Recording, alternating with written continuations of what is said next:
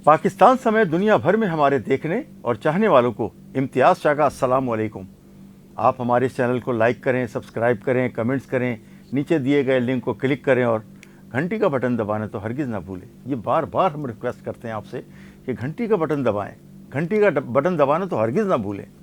इस वक्त जो मैं आपके सामने स्टोरी रख रहा हूँ वो कराची भर में तकरीबन कोई 100 के लगभग जेब कुतरे 3 ग्रुपों में बाकायदा मुनज़्ज़म तरीके से इनके ग्रुप काम कर रहे हैं और पुलिस की मिलीभगत के साथ काम कर रहे हैं। ये जेब कुतरे जो है जिनको लीड करता है मुबैना तौर पर उनका एक डीएसपी जो कि उन्हीं की कौम से है, अनवर अली गोपांग साहब के बारे में पता चला है कि वो इनकी सहूलतकारी करते हैं और जहाँ पर भी ये पकड़े जाते हैं या कुछ और होता है तो वो उनको छुड़वाने में उनकी मदद भी करते हैं। तो अनवर अली गोपांग साहब जो है वो पुलिस के डीएसपी साहब भी हैं और हमारे लिए काबिल इज़्ज़त हैं, लेकिन वो उनके बारे में कहा जा रहा है मुबैना तौर पे कि वो इनके सहूलतकार हैं क्योंकि वो भी गोपांग कबीले से ताल्लुक़ रखते हैं। और मैक्सिमम जो कराची में जो जेब कुतरों का ग्रुप काम कर रहा है 100 के लगभग हैं, वो सारे के सारे तकरीबन गोपांग इन कबीले से ताल्लुक़ रखते हैं।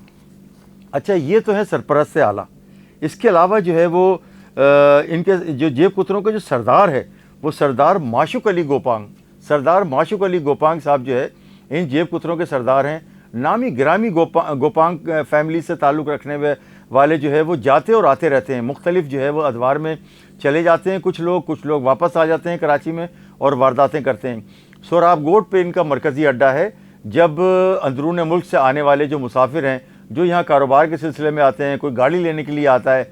अभी पिछले दिनों हमने एक स्टोरी की थी कि एक साहब पैसे लेके आए थे, 7-8 लाख रुपए गाड़ी लेनी थी, शोरूम जाना था, उनको इन्होंने भांप लिया। अच्छा, वहाँ पर घूम रहे होते हैं ये सारे, पूरे जेब कुतरों का एक जुम्मा बाजार लगा हुआ है सोराब गोट बस अड्डे पे। वहाँ पर जैसे उतरता है कोई ऐसा आदमी, ये पहचान लेते हैं, इनकी नज़रें बहुत ही तेज़ हैं। ये जो है उसके पास पहुँचते हैं और रिक्शे की उसको ऑफ़र करते हैं। ज़ाहिर है उसको तो जाना होता है, हम आपको छोड़ देते हैं, रिक्शा ड्राइवर बन के ये वारदातें करते हैं। अच्छा, 2 बंदे इनके पहले से बैठे होते हैं। ये जो कोई भी बंदा जो आता है जिसको ये टारगेट करते हैं, जो इनकी असामी होता है, उसको ये बीच में बिठाते हैं और लेकर चल देते हैं। रास्ते में बहुत सारे तरीके हैं इनके पास।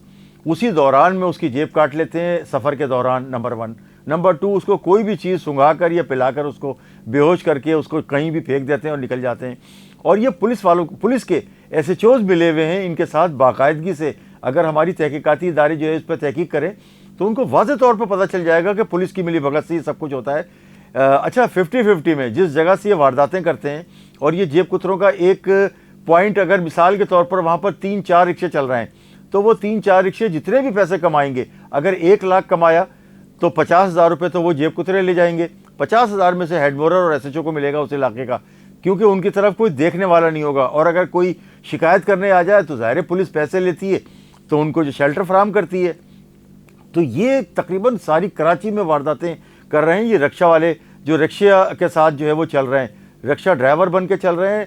होते असल में ये जेब कुतरे हैं और ये गैंग है जेब कुतरों का। अच्छा, मैं बताऊं कि अब आपको जो है शहर के मुख्तलिफ इलाकों में अब ख़वातीन भी जो है वो जेब कुतरनियाँ जो है वो मार्केट में है। पहले भी थी लेकिन अब बहुत तादाद बढ़ गई है। वो ख़वातीन के बैग ले उड़ती हैं और उनके साथ बच्चे छोटे भी शामिल हैं। वो मार्केटों में घुसे हुए होते हैं। बच्चे जो है वो किस तेज़ी के साथ जो है वो लोगों के मोबाइल फ़ोन और जो है वो दीगर कीमती अशिया जो है उनकी निकाल के लेके मुख्तलिफ मार्केटों में जो डिपार्टमेंटल स्टोर्स हैं, हालांकि वहाँ कैमरे लगे होते हैं, कई जगहों पे कैमरे ने उन्हें कैप्चर किया है और वो पकड़े भी गए, लेकिन वो वारदातें पूरे शहर में कर रहे हैं।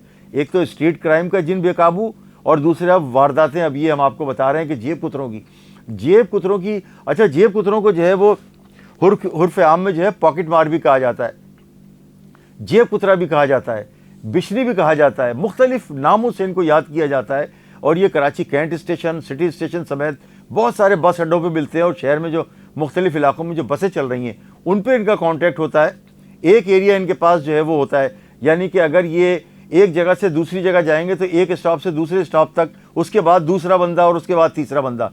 और जो बंदा पहला जिस टारगेट को भांपता है बस में, वो जब उतरता है तो दूसरे को बता के जाता है कि जो फला बंदा खड़ा है इसके पास पैसे हैं, मैं काट नहीं सका हूँ जेब, तो वो फिर उस पर कोशिश करता है। अगर वो भी नहीं होता तो तीसरा, यानी कि वो छोड़ते नहीं है जब तक उसकी मंजिल ना आ जाए। और अगर वो थोड़ा सा कॉन्शियस है बंदा और अगर चालाक है तो फिर वो अपने पैसे और पैकेट पे अपने हाथ रखे हुआ होगा तो उसका काटना जेब मुश्किल होती है।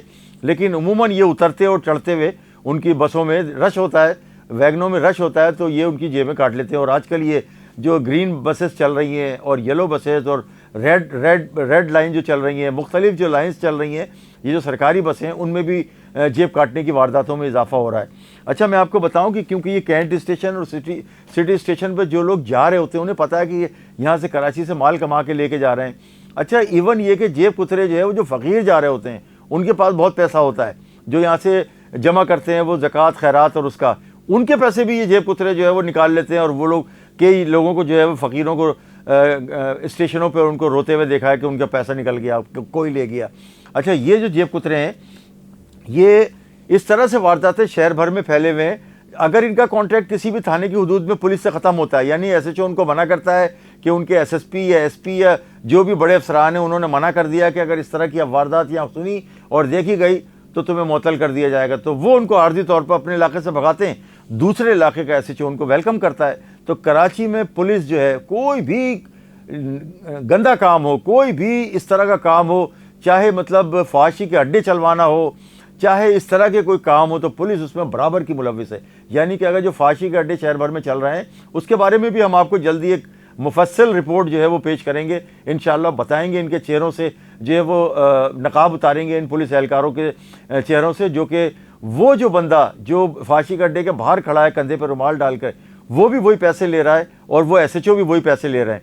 तो मैं आपको बताऊँगा कि इस सिलसिले में कि जो पिशनी है, जेब कुतरे हैं और ये जेब तराश जो हैं, ये सारे के सारे जो है वो कराची में जो वारदातें कर रहे हैं ये पकड़े भी जाते हैं, इनको सहूलतकारी भी मिलती है, इनको जो छुड़वाने वाले भी मैदान में होते हैं। लेकिन इनके लिए ख़ास तौर से एडिशनल IG कराची साहब को गौर करना होगा, तमाम SHOs को ये कहना होगा कि वो इन जेब कुतरों से आवाम को बचाएं।